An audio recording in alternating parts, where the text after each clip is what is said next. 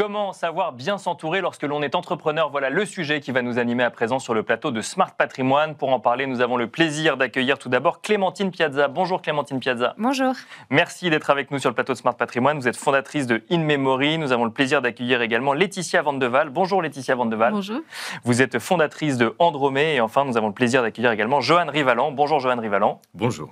Vous êtes directeur de la banque privée d'UBS. On va commencer avec vous, Clémentine Piazza. Vous êtes fondatrice de In Memory, entreprise de pompes funèbres que vous avez créée alors que vous avez eu un début de carrière en tant que salarié. Vous avez décidé de quitter un grand groupe, une grande foncière immobilière pour vous lancer dans la création d'une entreprise de pompes funèbres. Est-ce que vous pouvez nous raconter quel a été le déclic et quel a été votre parcours jusqu'à aujourd'hui ? Oui, bien sûr. Alors, le déclic, concrètement, c'est que j'ai accompagné une personne dont j'étais très proche dans l'organisation d'obsèques. D'accord. J'ai eu envie ensuite d'agir pour que le secteur soit moins commercial et plus orienté sur le service à la personne. D'accord, plus humain. En tout cas, c'est ce qu'on a souhaité pour In Memory. Donc, on a créé effectivement les pompes funèbres In Memory qui sont aujourd'hui à Lyon, Bordeaux, Nantes et Paris. D'accord. Et ma vision, c'est de faire de ce métier un métier de service. Donc, par exemple, on reçoit les familles pas dans des boutiques, mais dans des bureaux chaleureux pour leur permettre de souffler et d'arriver à déposer leurs souhaits. On a aussi réduit les catalogues. D'accord. Très concrètement, on ne propose pas 40 cercueils parce que ça ne me semble pas pertinent. Je suis convaincue que ce n'est pas un souhait des Français.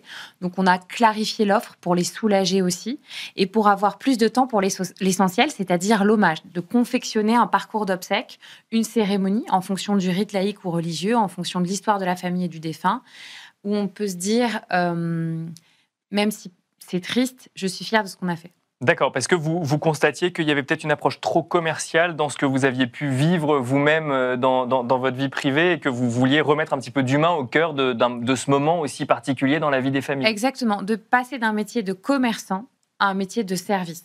Ce qui est pour moi la vocation du métier de conseiller funéraire et les personnes sur le terrain sont dans le service, c'est vraiment une vocation. Mais il me semble que le marché avait évolué vers des dynamiques beaucoup trop commerciales. Une entreprise qui est donc du coup présente dans plusieurs villes de France, qui existe depuis combien de temps ? Ça existe depuis 10 ans. D'accord. Et le sujet de savoir s'entourer lorsque l'on est entrepreneur, la question vous est venue au bout de combien de temps après la création de l'entreprise ? Voire même avant. De la veille de la création de l'entreprise. Franchement, c'est une question permanente. D'accord. C'est la plus importante. Alors, quand on est une société de service, c'est fondamental, mais je pense pour toutes les histoires entrepreneuriales. Donc moi, je passe toujours beaucoup de temps à recruter. Vraiment, dans ma semaine, je passe 30% de mon temps à rencontrer des candidats potentiels, à valider les personnes qui nous rejoignent, à réfléchir à qu'est-ce que le bon parcours de recrutement aussi pour valider les compétences d'empathie et d'écoute qui sont essentielles dans notre métier. Et puis aussi de s'entourer dans notre écosystème. Souvent, on parle des équipes parce que c'est le plus important. Mais on fait aussi partie d'un écosystème. Donc, par exemple, si je prends l'exemple de notre secteur, quel est le lien entre une infirmière en EHPAD qui accompagne le dernier cycle de la vie et un agent de cimetière qui va parfois remettre l'acte de décès ? Voyez, en fait, on fait partie d'un même secteur, même s'il y a le secteur sanitaire, même s'il y a le secteur public, qui est le secteur de l'accompagnement de la toute fin de vie, de la fin de vie au sens littéral. Et j'ai toujours attaché beaucoup d'importance au lien entre nous pour comprendre les besoins et mieux travailler ensemble. Et après 10 ans, je peux vous dire que c'est un grand moteur et ça a beaucoup d'impact aussi pour les familles. Un mot d'une autre aventure entrepreneuriale, celle d'Andromé, ou plutôt la vôtre, Laetitia Vandeval, parce que Andromé, c'est la deuxième société que vous avez créée dans le domaine des cosmétiques. Après une première aventure entrepreneuriale qui ne s'est pas finie de la manière dont vous l'auriez souhaité, vous avez décidé de recommencer une nouvelle fois dans ce même secteur. C'est ça, de remonter à cheval dès le lendemain. Dès le lendemain de l'entreprise. Alors, racontez-nous, la première entreprise s'appelait ? La première, c'était l'Amazona. On était les premiers à proposer des cosmétiques solides en France et dans le monde. Dans le monde. Donc, une aventure assez folle qui a démarré quand j'avais 25 ans. Partie d'une petite idée, bootstrappée, comme on dit. D'accord, donc, sans fonds d'investissement, sans même d'emprunt à la banque. J'ai démarré avec un compte bancaire à la Poste sans découvert autorisé. D'accord. Oui. Voilà, donc un démarrage tout petit avec 2500 € que j'ai fait grandir jusqu'à une entreprise qui faisait 10 millions de chiffre d'affaires. Et par contre, à ce moment-là, la concurrence est arrivée de manière massive. Donc, l'explosion qu'on avait connue en ascension, on faisait x2 sur le chiffre d'affaires chaque année.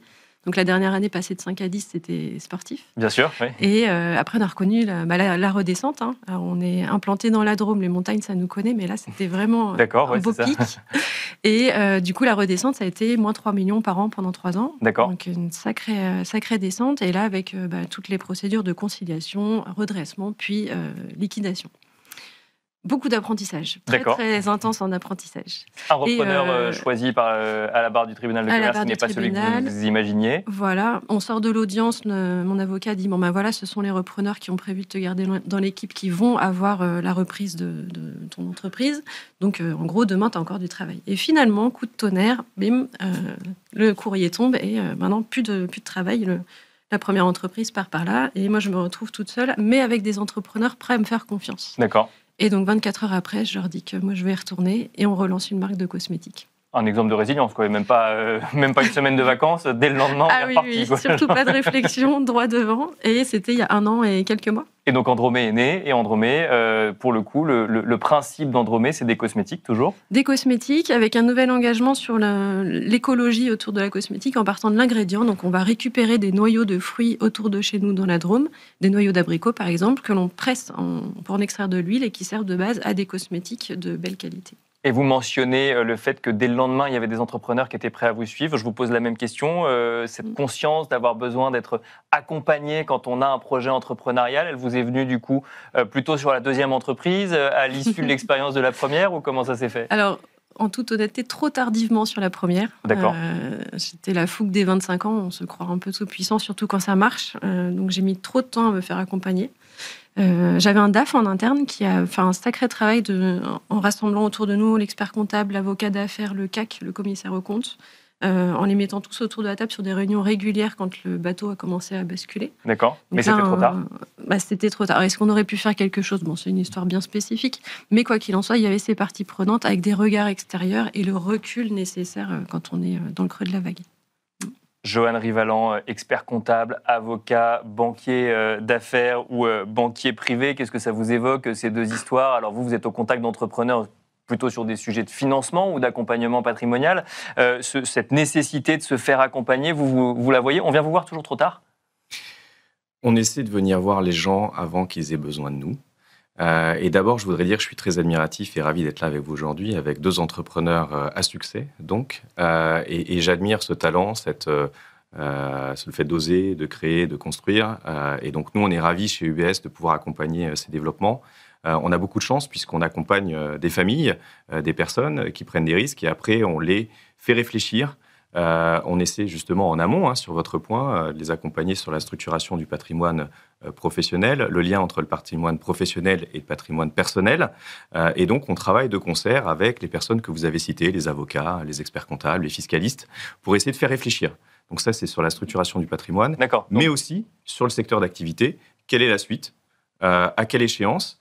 Et c'est toujours bien de réfléchir à ces sujets-là quand ce n'est pas pressé. D'accord, ok. Il faut y réfléchir quand tout va bien, c'est ça ? Quand tout va bien, toujours, c'est beaucoup plus simple. Venir voir ces conseils ou ces partenaires plutôt trop tôt que trop tard, si je comprends bien ? Absolument, et d'ailleurs, je pense que le témoignage le disait, il faut réfléchir à ça le plus tôt possible. Clémentine Piazza, pour les gens qui nous écoutent, les entrepreneurs qui nous écoutent, comment on fait pour bien s'entourer quand on est entrepreneur ? Il y a une méthode ? Je pense qu'il y a déjà une méthode quantitative du nombre de rencontres. C'est-à-dire qu'en fait, la discipline de rencontrer des gens inspirants, on doit y dédier du temps. D'accord. Il faut être proactif dans la rencontre. Ça ne se fait pas par magie, il faut être proactif. En fait, il y a plein de gens qui sont prêts à nous aider, sauf que au démarrage, ils ne connaissent pas l'existence de l'entreprise et puis ensuite, ils ne connaissent pas les besoins. Donc, du coup, moi, j'ai vraiment compris en entreprenant qu'en fait, il fallait que proactivement, j'identifie les personnes que j'avais envie d'écouter. Par exemple, on a créé une académie chez InMemory de formation. Parce que comme on fait le métier différemment, je voulais que notre savoir-être, notre posture face aux familles soit transmise à mes équipes et je ne pouvais pas simplement me reposer sur le diplôme d'État. D'accord. Donc, je me suis dit, quel secteur a ce sujet de formation à grande échelle ? Évidemment, l'hôtellerie. Et dans tous les grands groupes d'hôtellerie, il y a ces académies. D'accord, donc créer des ponts avec des secteurs complètement qui n'ont rien à voir potentiellement avec le sien. Ce que je sais faire, c'est l'accompagnement des familles en deuil. Ça, c'est ma singularité et ça, on l'a développé nous-mêmes avec nos tripes et nos cœurs en écoutant nos familles. Ça, c'est In-Memory. Mais il y a plein d'autres problématiques autour de ça qui ont déjà été adressées par d'autres secteurs, dont c'est le cœur de métier, où j'ai plein de choses à apprendre. Donc, sur ce cas spécifique, je suis allée rencontrer ceux qui dirigent les formations de ces groupes d'hôtels et je leur ai dit, c'est quoi un onboarding? C'est quoi vos contenus? Qu'est-ce que vous avez à me recommander? Et je gagne un temps fou en faisant ça. Laetitia Van de Waal, vous avez plusieurs investisseurs, vous, au capital d'Andromé aujourd'hui. C'est ça aussi, se faire accompagner? C'est des gens qui sont dans le même bateau, même s'ils ne sont pas forcément tous les jours à l'opérationnel de l'entreprise? Exactement. Ils ne sont pas historiquement du même milieu non plus. Donc, quand on parle crème pour les cuticules, ça ne leur parle pas forcément. D'accord. Mais ils y sont allés quand même. Tout à fait. Et les mêmes logiques se répliquent d'entreprise en entreprise. Qu'on soit dans l'industrie lourde ou la cosmétique, on a finalement exactement les mêmes sujets à traiter. Même question qu'à Clémentine Piazza, comment est-ce qu'on fait pour bien s'entourer quand on est entrepreneur? Alors moi, je plus sois totalement sur le fait de se mettre de l'énergie à aller faire des rencontres et par de la cooptation, puisqu'on a un besoin de créer un lien très fort, très intime avec son avocat d'affaires notamment, qui va être un vrai partenaire. Donc il faut qu'on se connaisse vraiment pour pouvoir qu'il nous emmène dans la bonne direction aussi. Et donc la cooptation, ça veut dire quoi? Ça veut dire le bouche à oreille? Ça veut dire on discute entre entrepreneurs, on pose la question à l'un de ses partenaires pour savoir s'il ne connaît pas quelqu'un d'autre qui peut potentiellement venir l'aider, c'est ça? C'est ça. Et qui a un partenaire de confiance depuis 10 ans, allons-y, allons le rencontrer. Johan Rivalan. Je rebondis effectivement sur la mise en relation et l'écosystème où on essaie de faire rencontrer des entrepreneurs des mêmes secteurs, les faire réfléchir ensemble. Qui de mieux qu'un entrepreneur pour conseiller un entrepreneur? Donc le banquier là-dedans est l'intermédiaire de confiance. Il met en relation et aussi il fait réfléchir, je le disais, à la suite. Quelle est la suite? Est-ce que c'est l'entrée d'un minoritaire au capital? Est-ce que ce minoritaire, c'est un fonds d'investissement avec ses objectifs et son temps d'investissement? Est-ce que c'est une autre famille? Est-ce que c'est une autre famille française? Mais est-ce que c'est une famille européenne? Est-ce que c'est une famille asiatique, américaine? D'accord. Et donc, toute cette réflexion, on essaie de l'avoir là aussi en temps de paix, en amont, pour aider à poser les prochaines étapes. D'accord, poser toutes les questions et donc ensuite affiner une stratégie, si je comprends bien. Et c'est l'avantage d'une banque intégrée, c'est de pouvoir accompagner l'entrepreneur sur cette dimension patrimoniale, fiscale, M&A. D'accord. Et ensuite, à un moment aussi, de l'investissement, la diversification professionnelle, personnelle, dans le temps long, de la famille, de la transmission, du legs. Tous ces aspects-là sont traités par les mêmes personnes. Rapidement, Clémentine Piazza, vous avez dit qu'il y avait plusieurs boutiques aujourd'hui en France. C'est des questions que vous vous êtes posées justement de comment est-ce que je développe une fois que j'ai alors j'ai dit boutique, pardon, justement, vous n'êtes pas sur une approche commerciale, mais vous aviez une première implantation. On appelle ça les maisons In-Memory. D'accord, là, vous avez une première maison In-Memory. Oui. Quand il a fallu développer effectivement l'activité, quelles sont les questions que vous êtes posées justement sur comment est-ce que j'y vais, quelle est la stratégie? Oui, alors, il y avait un sujet immobilier, mais à la limite assez basique. Et j'avais surtout un sujet de design et d'atmosphère. D'accord. Parce qu'on reçoit les gens dans un moment très particulier de leur vie, juste après l'annonce du décès. Et moi, je crois beaucoup au rôle performatif des lieux. Et donc, en fait, quand on est entrepreneur, vous savez, il y a le plan d'action classique qu'il faut comprendre et exécuter de manière professionnelle. Et ensuite, il y a le sujet ou la problématique où là, il faut être bon. Il faut vraiment avoir la vista, la vision, etc. Et pour moi, c'était le design. Et donc là, je suis allée voir un architecte que j'admire beaucoup, dont j'aime aussi l'aura. D'accord. Et là, c'est vraiment la conviction de l'entrepreneur qui suit. Je lui ai dit, en fait, il faut que ce soit toi. C'était au tout démarrage de l'entreprise, donc ça ne pourra pas être à ton niveau d'honoraire classique, mais je pense qu'il y a un chemin qu'on va faire ensemble. Voilà, et puis les créatifs, ils adhèrent aussi à ces missions très sensibles, et ça a été une rencontre qui a fait ensuite des lieux vraiment incroyables. Donc, je vais vous faire réagir, vous, Laetitia Van de Waal, parce que l'heure tourne, mais si je comprends bien ce que nous dit Clémentine Piazza, c'est qu'il faut réussir à mobiliser des partenaires qui sont potentiellement dans la même dynamique que la nôtre, même si on est dans des secteurs complètement différents ou dans des métiers complètement différents, c'est ça? Ah oui, tout à fait, mais le sujet de s'entourer au mieux, au plus fort aussi. Ne pas hésiter à aller voir des gens qui savent beaucoup mieux que nous. D'accord. Tout à fait. Y aller avec du culot, parce qu'en plus, une petite étincelle un peu naïve peut aussi leur plaire. C'est un petit peu ce que vous racontez. Mm-hmm. Johan Rivalan, et on conclura avec vous. On a besoin des entrepreneurs. D'accord. On est ravis de les. Je pense qu'il faut qu'ils soient bien accompagnés. Je pense qu'il y a un écosystème qui est joli. Il faut se remettre en question. Il ne faut pas hésiter à prendre des risques. Les risques sont en général contrôlés. Et c'est vrai que, encore une fois, 70% des entreprises sont des entreprises familiales. C'est un sujet extrêmement important aujourd'hui en France. On a des sujets de transmission, on a des gros sujets. Et donc, vive les entrepreneurs et on est là pour les aider. Merci à tous les trois. Johan Rivalan, directeur de la banque privée d'UBS, Clémentine Piazza, fondatrice de In-Memory, et Laetitia Van de Waal, fondatrice de Andromé. Et quant à nous, on se retrouve tout de suite pour la dernière partie de l'émission, l'œil de l'expert.